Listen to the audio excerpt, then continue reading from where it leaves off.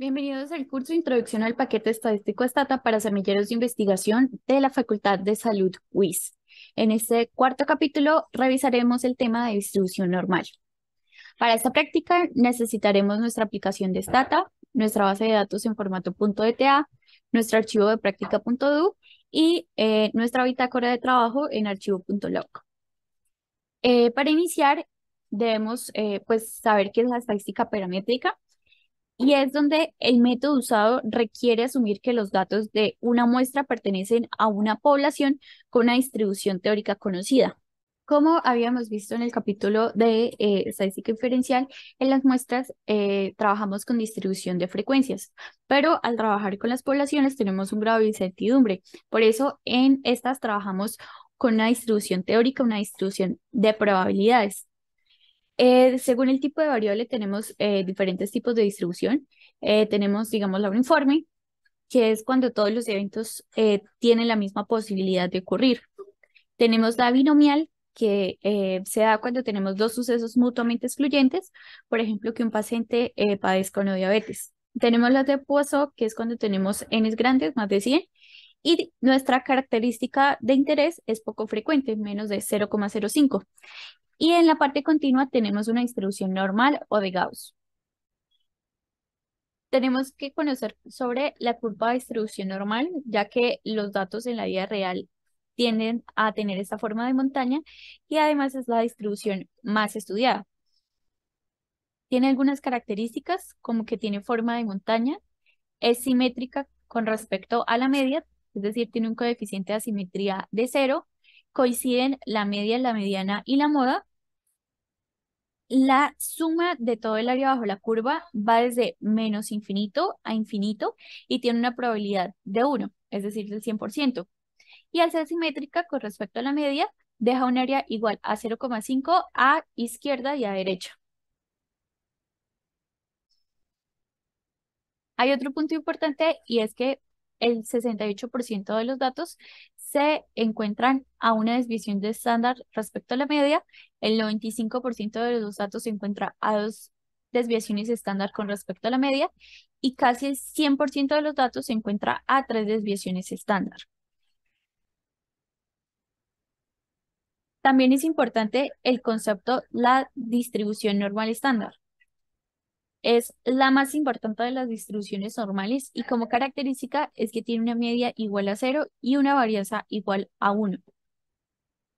Esto es importante porque debemos tipificar o estandarizar la distribución normal. Entonces, vamos a querer transformar a una distribución que tenga una media de 0 y una desviación estándar de 1. Entonces, para eso tenemos el concepto de z, que es ese valor que representa la distancia que se elija con respecto a la media. Entonces, en la fórmula tenemos la z, que es nuestra nueva variable que va a tener esa media de 0 y esa desviación estándar de 1, nuestra antigua variable que será x menos la media sobre la desviación estándar. Entonces vamos a ver un ejercicio para ver cómo se relacionan estos conceptos con lo que normalmente manejamos. Tenemos el enunciado que dice, si la media de tensión arterial sistólica de una población es de 120 y la desviación estándar es de 25 y se asume que sigue una distribución normal, ¿cuál es la proporción de personas que tienen una tensión arterial sistólica superior a 170? Entonces, primero debemos calcular el valor Z, que corresponde al 170. Entonces, Z es igual a 170 menos la media que nos dijeron que era 120 sobre la desviación estándar que es de 25. Esto nos da más 2. Entonces, el dato lo tenemos a más 2 desviaciones estándar. Sin embargo, queremos saber cuál es la probabilidad o la proporción de personas. Entonces, nos vamos a las tablas del Z-score. Nos dirigimos a donde está nuestro número 2, 0, y tenemos un valor de 0,9772. Entonces, como queremos buscar el área de la cola de la derecha, a este valor le restamos 1, que es la probabilidad del 100%, y eso nos da un valor de 0,0228. Eso quiere decir que nuestra conclusión sería que el 2,3% de los individuos tendrán valores superiores a 170 milímetros de mercurio. Entonces, para hallar esta normalidad en la práctica, tenemos varios métodos. Tenemos las gráficas con el histograma o el polígono de frecuencias, el diagrama de cajas, las gráficas de probabilidad normal, el ggplot o el ppplot. Los estadísticos tenemos el coeficiente de asimetría de kurtosis y tenemos pruebas estadísticas, que es la prueba de Kolmogorov-Smirnov cuando tenemos un n grande y la prueba de Shapiro-Wills cuando tenemos un n pequeño. Iniciamos desde nuestra página principal de Stata, recordar abrir la base de datos, recordar abrir el log y nuestro do file. Entonces, inicialmente debemos identificar si nuestra muestra tiene o no una distribución normal. Iniciamos con el comando summarize. La variable que vamos a evaluar es colesterol total, D, que corresponde a detail.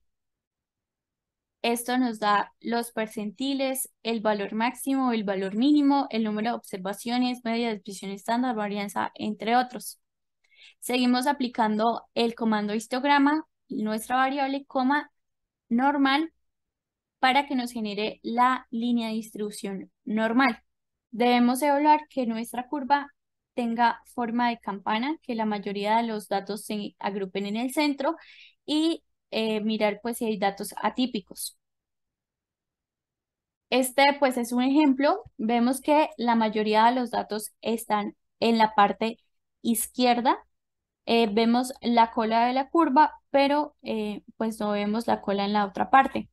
Vemos algunos datos atípicos, por lo tanto, esta no es una distribución normal. Otra gráfica para evaluar la distribución de los datos es la de cajas y bigotes. Debemos evaluar pues que la media esté en el centro, evaluar datos atípicos, que haya poquitos datos atípicos, que sea más o menos simétrica. Aquí traemos un concepto importante que es la ley teorema del límite central, que nos dice que cuando tenemos muestras de n grande, un n grande, algunos estadísticos lo consideran más de 100, otros más de 30, pero dice que la mayoría de estas tienden a una distribución normal. Por lo tanto, podemos utilizar estadística paramétrica. En este caso tenemos una muestra de 4.382, entonces en teoría pues tiene una distribución normal. Sin embargo, cuando tenemos muestras más pequeñas debemos hacer algunos tests adicionales. Uno de estos es el test de Shapiro-Wills. Para leerlo, vamos a la parte del P y recordemos que tiene un valor de 0. Entonces planteamos la hipótesis nula de que la distribución de los datos es normal y una hipótesis alterna que dice lo contrario, la distribución de los datos no es normal. Y si el valor P está por debajo de 0,05, rechazo la hipótesis nula y digo que mis datos no tienen una distribución normal. Si la P está por encima de 0,05, no rechazo la hipótesis nula, luego mis datos tienen una distribución normal, que es lo que nos dice la hipótesis alterna. Recordemos que en el test que vimos de Shapiro-Wills obtuvimos un valor de 0. Como es menor de 0,05, decimos que una P menos de 0,05 nos dice que rechazamos la hipótesis nula y nuestros datos no tienen una distribución normal. El siguiente comando es la prueba de kurtosis para normalidad. Vamos a ir el valor de P. Tenemos la misma hipótesis nula y la hipótesis alterna para estos test de normalidad.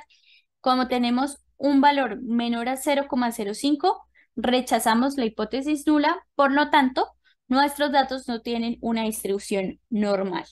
En este caso que no tenemos una distribución normal, podemos hacer una transformación matemática de la variable para ver si se puede ajustar mejor. Aquí vemos el ejemplo. Como dijimos anteriormente, queremos encontrar un valor mayor a 0,05 y esto nos puede indicar que tiene una distribución normal.